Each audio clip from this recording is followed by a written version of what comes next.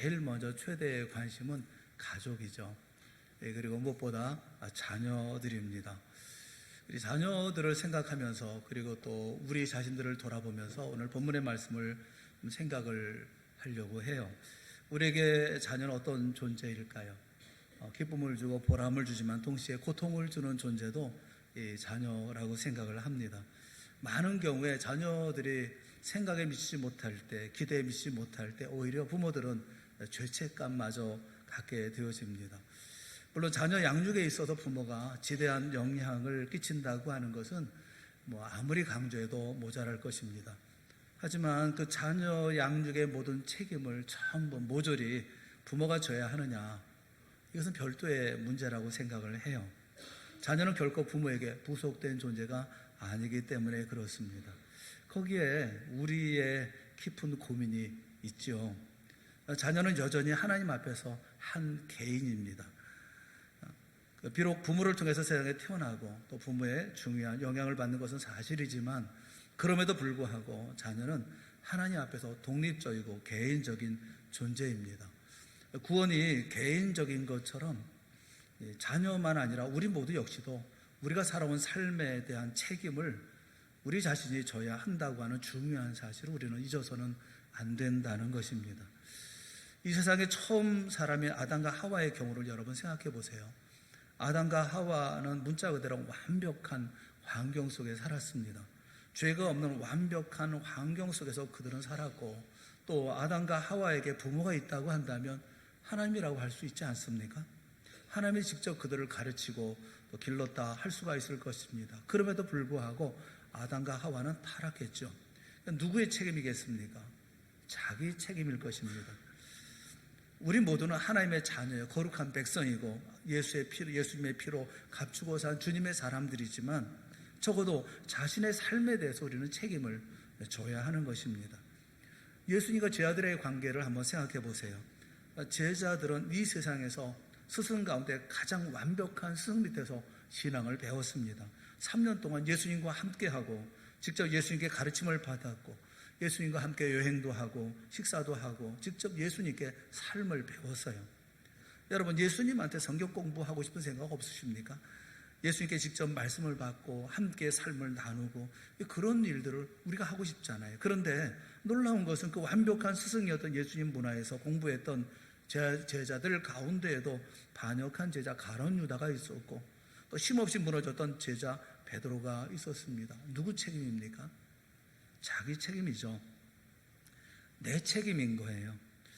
해피데이 전도잔치를 시작하면서 우리는 먼저 자신을 먼저 돌아보고 그리고 내 인생에 내가 책임을 져야 한다고 한다면 그러면 베드로가 오늘 말씀을 통해서 실패했던 것, 그 다음에 회복했던 그 일들을 살펴보면서 우리가 먼저 회복되어야 되지 않겠습니까? 먼저 우리가 회복되어서 가족과 자녀 그리고 모든 이들을 돌아볼 수 있는 우리가 되어야 되지 않겠습니까? 자녀에게 말씀을 전하기 이전에 나는 어떠한가 하는 것을 돌아보고 그리고 우리의 실패에서 회복의 자리로 옮겨가는 그런 역사가 있기를 주님의 이름으로 축원합니다.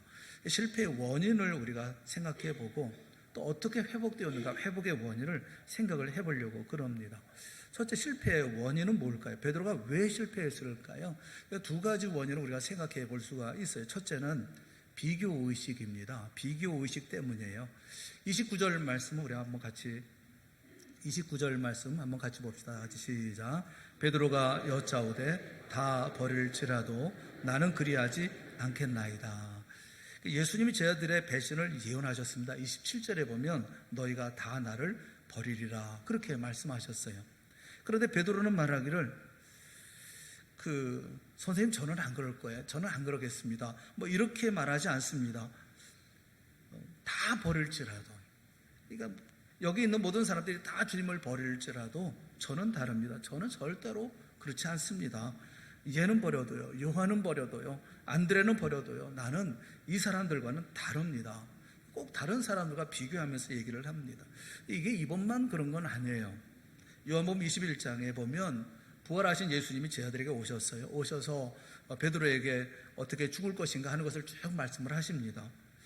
그런데 그러면 제가 최선을 다해서 주의 말씀을 따르겠습니다 순종하겠습니다. 그러면 될 터인데 베드로가 뭐라고 그러냐면 요한복음 21장 21절에 보면 옆에 있는 요한을 가리키면서 주님 이 사람은 어떻게 되겠사옵나이까?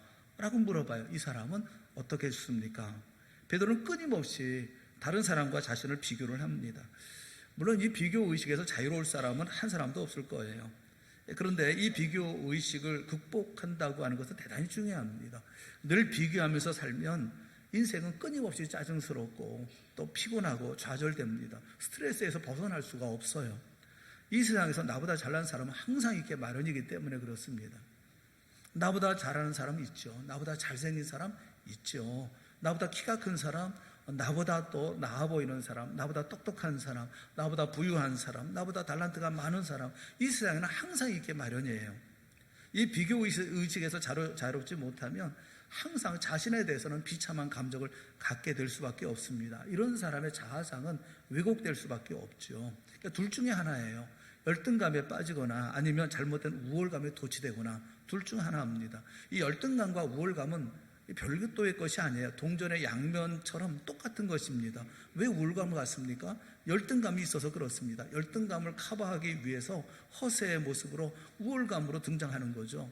다른 사람은 다 버린다 할지라도 왜 그들과 비교합니까? 나는 안 버립니다. 어떤 베드로의 열등감이 있는 것이 아닙니까? 어떤 우월의식으로 표출되면서 자신의 이런 다른 모습들을 보여주려고 하는 거 아니겠어요? 근본 밑바닥에 보면 비교의식을 꽉 붙들고 있는 것을 볼 수가 있습니다. 이 비교의식을 어떻게 극복할 수 있을까요? 비교의식의 반대는 뭡니까? 창조의식입니다. 창조의식. 비교의식은 끊임없이 다른 사람과 나를 비교합니다. 저 사람은 저런데 나는 왜 이럴까? 다른 아이들은, 다른 자식들은 잘 자라는데 왜 내 자식만 이럴까?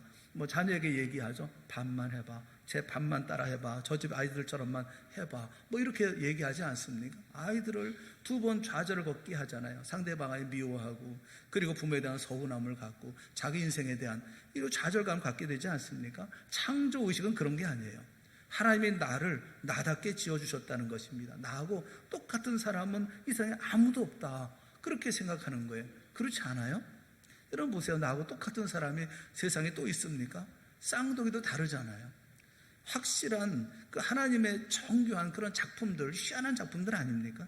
여러분 이 세상에서 나 같은 존재가 다 한 사람도 없다고 하는 것을 여러분 옆 사람 보면 확인이 되잖아요. 옆에 사람 한번 바라보세요. 나랑 어디가 닮은 구석이 있나? 여기 있는 모든 분들 다 얼굴 돌아가면서 다 본다 할지라도 재미있는 모양입니다. 남의 얼굴 보는 게. 예. 그 얼굴이 다 다를 수밖에 없어요. 여러분 하나님이 다 다르게 만드셨다는 것은 뭐냐 하면 각자의 인생이 다르고 살아가야 할 길이 다 다르다고 하는 그런 이야기입니다. 하나님은 나만 가지고 있는 나의 달란트, 또 나의 개성, 또 나의 독특한 은사를 가지고 내가 살아가야 할 내 인생을 하나님은 계획하신 거예요. 그 인생을 사시라고요. 왜 남의 눈에 좋은 인생을 살려고 노력합니까? 왜 남이 지지하는 인생, 박수치는 인생을 살아보려고 애를 씁니까? 나 자신이 되어줘야 되잖아요. 내 자신이 되어야 되지 않겠습니까? 하나님이 나를 위해서 지으신 그 길을 주님의 인도하심을 따라서 그 길을 걸어가면 되는 것이지 내가 왜 다른 사람이 되어야 할 이유가 없잖아요. 이 비교의식으로부터 자유롭지 못하면 인생 실패할 수밖에 없는 거죠. 자꾸 비교하면서 살아가면 자신의 삶을 살아갈 수가 없는 것 아니겠어요? 창조의식을 가지라는 거예요. 베드로는 이 비교의식 속에서 벗어나지 못합니다. 또 한 가지 베드로의 실패의 원인이 있어요. 그것은 소극적인 신앙생활입니다. 베드로는 상당히 적극적인 사람이었던 것 같아요. 그런데 어떤 한순간 이상하게도 소극적으로 돌아섭니다. 그러면서 베드로가 무너지기 시작해요. 마가복음 14장 54절에 보면 베드로가 예수님을 3번이나 부인하고 저주하기 직전에 그 상황에 대해서 말씀을 해요. 14장 54절 말씀 우리 한번 같이 봅시다. 시작. 베드로가 멀찍이 따라 대제사장의 집 뜰 안까지 들어가서 아랫사람들과 함께 앉아 불을 쬐더라. 베드로가 예수님을 어떻게 따라갔다고요? 멀찍이 따라. 그 다음에 베드로가 예수님을 부인하고 저주하는 일이 벌어지지 않습니까? 어떤 분에게 신앙에 문제가 생겼을 때 저 사람 왜 갑자기 이상해졌는데? 그런데 여러분 갑자기 이상해진 거 아니에요. 따져보면 서서히 그렇게 된 것입니다. 잘 살아가던 부부가 파경을 맞았을 때 그런 말 보통 하지 않습니까? 잘 사던 부부가 왜 갑자기 저렇게 되었지? 근데 갑작스러운 거 아닙니다. 우리가 결과만 봐서 그렇지 그 과정을 들여다보면 그럴 수밖에 없는 사연들이 모여서 쌓이고, 그래서 어느 날까지 폭발한 것에 불과한 거예요. 과정이 있거든요. 서서히 그렇게 된 것이거든요. 이런 부모가 자녀를 양육할 때 자녀의 신앙을 결정적으로 붙잡을 수 있는 시기가 언제냐 하면, 제일 좋은 시기가 언제냐면 청소년기입니다. 우리 부모들에게 늘 가슴 아픈 일이 뭐냐면 결정적인 바로 그런 시기에 자녀들의 신앙에 찬물을 끼얹는다는 거예요. 부모가 크리스찬이에요. 심지어 재직입니다. 그런 사람들이 귀리할 때가 있어요. 교회는 나오지만 우리가 가지고 있는 가치관은 여전히 세속적인 가치관을 가지고 살아가기 때문에 그래요. 자녀가 교회 나와서 열심히 하면 참 좋아합니다. 부모님들이 다 신앙생활 열심히 하고 열심히 봉사하면 참 좋아해요. 고등학교 2학년, 3학년이 되어서도 여전히 열심히 하면 갑자기 부모님들이 불안해지기 시작합니다. 그러면서 아이에게 얘기를 하는 거예요. 아니 뭐 너무 열심히 하는 거 아니야? 너무 지나친 거 아니야? 교회에 나가는 거 뭐 그렇게까지 나가야 돼? 메시지가 뭡니까? 우리 자녀들에게 보내는 메시지가 있거든요. 예수를 부인하라고 제 자녀들에게 말한 거 아니에요. 하지만 은근하게 부모가 자녀에게 보내는 메시지가 있습니다. 그것은 대학 입시가 정말 중요하다는 거예요. 대학에 들어가는 게 중요하다는 거예요. 예수는 대학 입시보다 중요하지 않다는 것입니다. 그런 메시지를 여러분이 자녀에게 지금 심어주고 있는 거예요. 예수가 그렇게까지 중요한 존재는 아니다는 거예요. 아이 목사님, 그래도 아이 보고 신앙생활 하지 말라는 말 아니지 않습니까? 대학 가서 열심히 하면 되지 않습니까? 대학 가서 열심히 할 것이라는 보장할 수가 있나요? 신앙은요, 갑자기 생기는 게 아닙니다. 이게 서서히 하나씩 쌓아가면서 만들어지는 거예요. 무너져 버리면 다시 세우지 못할 수 있어요. 그게 참 무서운 일인 것입니다. 우리 학생부도 보면 시험 때만 되면 주일 출석률이 현저하게 떨어져요. 시험 공부를 해야 된다는 거예요. 근데 그걸 말릴 수가 없어요. 한국교회 미래를 준비하고 있는 모임인 한국 모임에서 한국 개신교회 신앙 의식을 조사한 보고서가 있어요. 코리아 갤럽에 의뢰해서 조사한 보고서인데, 이 보고에 의하면 한국 교인들이 언제 신앙생활을 시작했느냐라는 그런 조사 보고가 있습니다. 76%가 29세 이하에 신앙생활을 시작했다는 거예요. 그러니까 거의 한 3분의 2 이상이 29세 이하 30세 이하에서 신앙생활이 시작됐다는 겁니다. 그런데 10살부터 19살 사이까지 신앙생활을 시작하신 사람이 그 가운데 59.7%랍니다.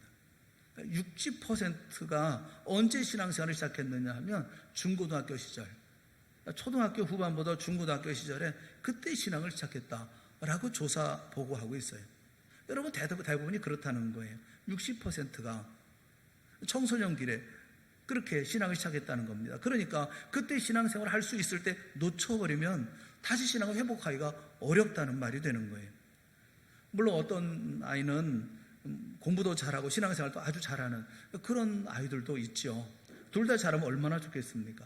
그런데 둘 다 못한다면 뭘 선택하라고 해야 되겠어요?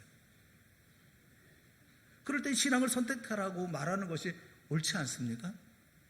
왜냐하면 공부를 좀 못한다 하더라도 또 한창 청년기에 헤맨다 할지라도 건전한 가치관과 신앙을 붙들고 있으면 이 사람 반드시 다시 재기하지 않겠어요? 그 신앙의 모티브가 마음속에 있기 때문에 인생을 건강하게 살고 하나님의 뜻에 따라 살고 싶은 그런 열정을 가지고 사는 그런 사람은 어떻게든지 인생을 만회하지 않겠습니까? 대부분의 부모들은 이런 경우에 뭘 희생하라고 말하냐면 신앙생활을 희생하라라고 말을 합니다. 그래서 좋은 대학 갔어요. 좋은 직업 가졌어요. 그런데 예수님과는 상관없이 내 자식이 살다가 그 귀한 참된 신앙 또 영원한 소망을 갖지 못하고 세상에서는 어떻게 어깨에다가 힘을 주고 살기는 하지만 마음속에 어떤 좌절과 인생의 허물을 가지고 내 자식이 살다가 죽었다고 하면 누구 책임입니까? 그거 심각하지 않나요? 자녀들이 마음속에 예수님을 향한 열정을 갖고 있을 때 찬물 끼얹으면 안 되잖아요. 아이들은 신앙생활 하겠다고 하는데 그걸 말리고 뜯어 말리고 하지 말라고 얘기하는 이유가 뭡니까? 마음속에 탐구의 열정이 있을 때, 예수님을 향한 그 사랑의 갈망과 열정이 있을 때 여러분 격려해 줘야 되잖아요. 그래, 그게 중요한 거야. 무엇보다 중요한 것은 주님이야. 주님을 붙들어. 주님 붙들면 넌 성공할 수 있어 라고 얘기해야 되지 않겠어요? 이런 자식이 어떻게 실패할 수가 있겠어요? 이 적극적인 신앙을 격려해 줄 수 있는 거, 이게 부모가 할 일이 아니겠습니까? 베드로의 신앙생활의 문제는 소극적인 거예요. 상황에 따라서 움직이는 거예요. 이럴 때 가면 이렇게, 저럴 때 가면 저렇게. 그렇게 신앙이 움직여지게 되어질 때 결국 베드로가 무너져 버리고 말지 않습니까? 적극적인 신앙생활, 이런 신앙생활을 우리가 가정에서 또 우리 자녀들과 세워나가야 되는 것이 아니겠습니까? 실패의 원인은 두 가지예요. 자꾸 비교하는 거예요, 남들과. 내 인생이 있잖아요. 내 삶이 있잖아요. 내 삶을 살아가면 되잖아요. 그리고 적극적으로 믿음의 삶을 살아야 되잖아요. 여러분, 하나님 살아계심을 믿죠? 여러분, 믿습니까? 하나님의 살아계심을 믿나요? 믿는다면 믿는 것처럼 행동해야죠. 하나님이 살아계시고 역사하고 계시고 우리의 모든 걸 섭리하고 주관하고 계신다고 한다면 내가 가지고 있는 게 뭐 그렇게 대단한 거예요? 그런데 우리는 그렇지 않거든요. 우리 적극적이지 않아요. 그래서 실패해요. 실패의 원인은 두 가지입니다. 여러분, 자신을 한번 돌아보고 우리가 말씀을 전하고 전도하기 이전에 자신을 한번 살펴보고 나는 믿음의 자리 가운데 온전히 서 있는지, 내가 자녀에게 얘기하기에 부끄럽지 않은지, 자녀에게 어떻게 가르쳤는지, 어떻게 그 길을 인도했는지 돌아보고 그 다음에 그 모든 것을 다시 정리하면서 말씀을 전할 수 있는 기회가 되어져야 되지 않을까 싶어요. 두 번째, 우리가 회복의 원인을 생각을 해보려고 해요. 어떻게, 그런데 다행히 베드로는 회복이 됩니다. 하나님의 은혜죠. 어떻게 회복됐을까요? 회복의 원인을 우리가 생각해 보죠. 물론 무엇보다도 하나님의 은혜가 있었기에 베드로가 회복이 됩니다. 그런데 베드로가 예수님과의 관계에 있어서 그가 제기할 만한, 일어설 수 있었던 회복의 요인이 있어요. 두 가지 원인이 있습니다. 이 두 가지 때문에 일어날 수가 있었습니다. 첫째가 뭐냐면 말씀이 있었어요. 마가복음 14장 72절 말씀을 한번 같이 보겠습니다. 다 같이 시작. 닭이 곧 두 번째 울더라. 이에 베드로가 예수께서 자기에게 하신 말씀, 곧 닭이 두 번 울기 전에 내가 세 번 나를 부인하리라 하심이 기억되어 그 일을 생각하고 울었더라. 베드로가 통곡하고 회개하면서 다시 재기하고 회복되었습니다. 그게 어떻게 가능했죠? 예수님께서 자기에게 하신 말씀, 이게 중요해요.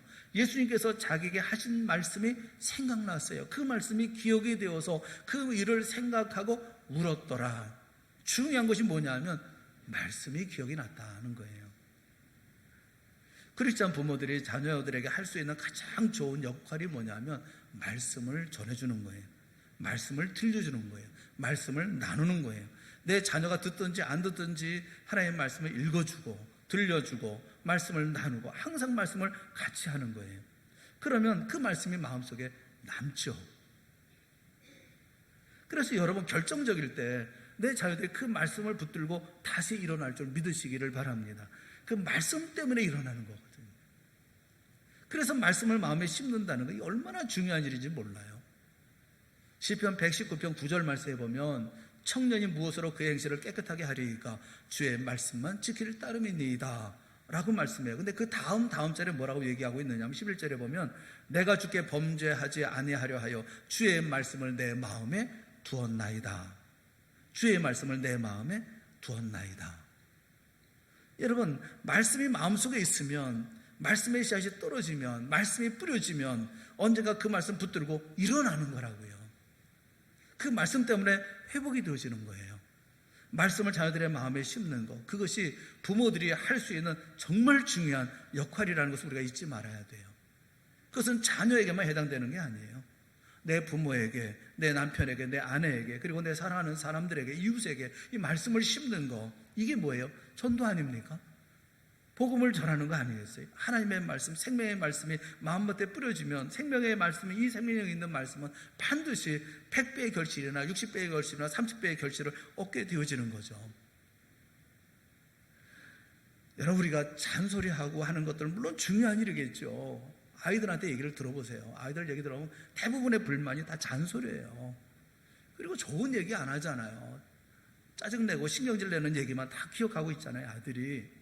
부모가 말씀으로 살아가는 모습을 보여주고 말씀을 전하고 아이들이 힘들어할 때 말씀으로 위로하고 격려하고 주님께서 우리에게 주신 소망과 영원한 소망을 갖도록 우리가 얘기를 해줘야 되는데 그렇지 않잖아요.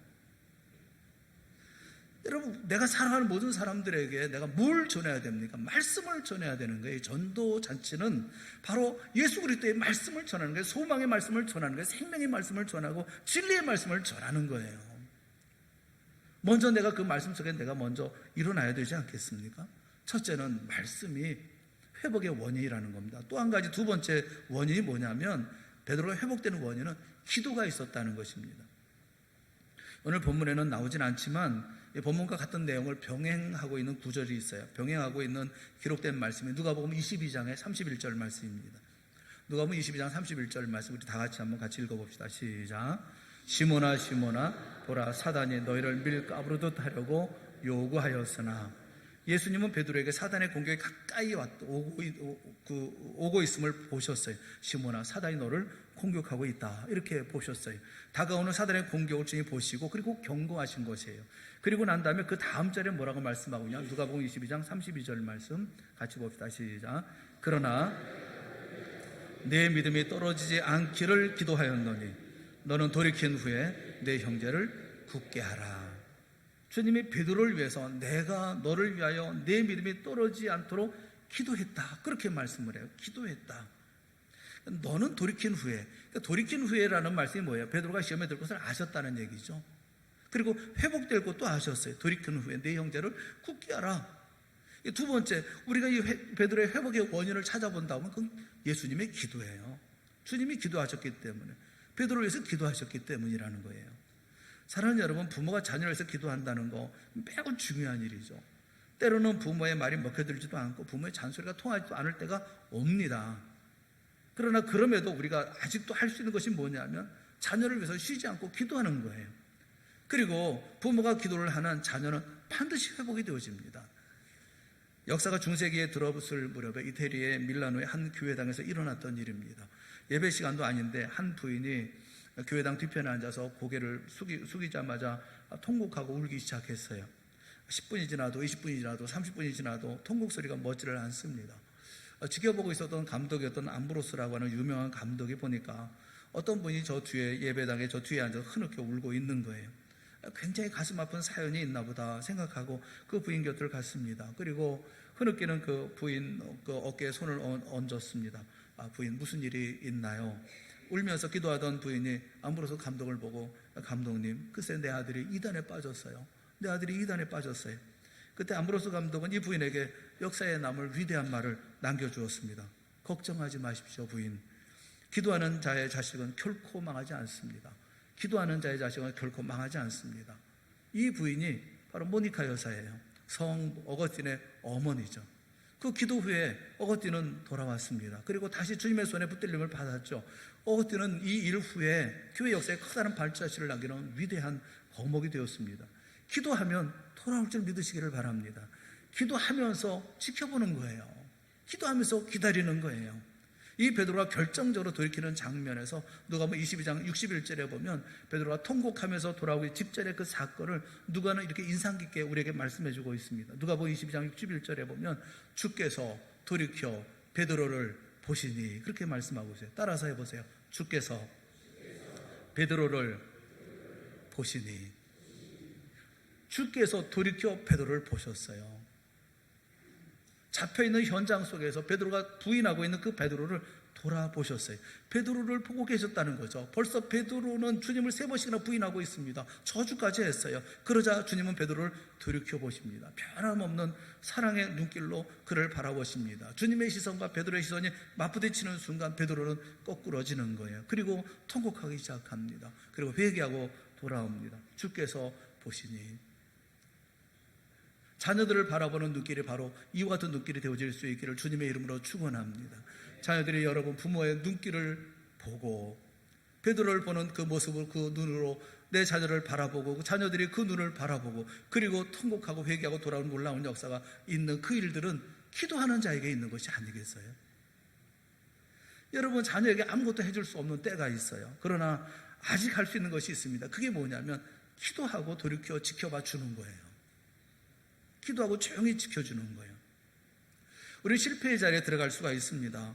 우리가 비교의식을 가지고 삶을 살아가면 세상 사람들처럼 그냥 이리 뛰고 저리 뛰고 삶을 살면 실패의 자리에 들어갈 수가 있어요. 그럴 때 우리는 창조의식을 가지고 살아가야 되는 거예요. 내 자녀도 내 가족도 내 삶도 하나님께서 내게 주신 삶이 있어요. 그 삶을 살려고 애를 쓰고 노력해야지 왜 남 따라가려고 애를 쓰고 노력합니까? 저 사람은 저 사람의 삶이 있고 나는 나의 삶이 있잖아요. 하나님이 나를 나답게 지으셨고 나에게 필요한 것을 주셨다고 하는 사실을 생각하세요. 매일매일 필요한 양식 우리에게 주시잖아요. 매일의 양식 만나를 주지 않습니까? 오늘 내게 주시는 양식을 오늘 가지고 오늘을 살아가는 거예요. 내일 주시는 양식 가지고 내일을 또 살아가는 거예요.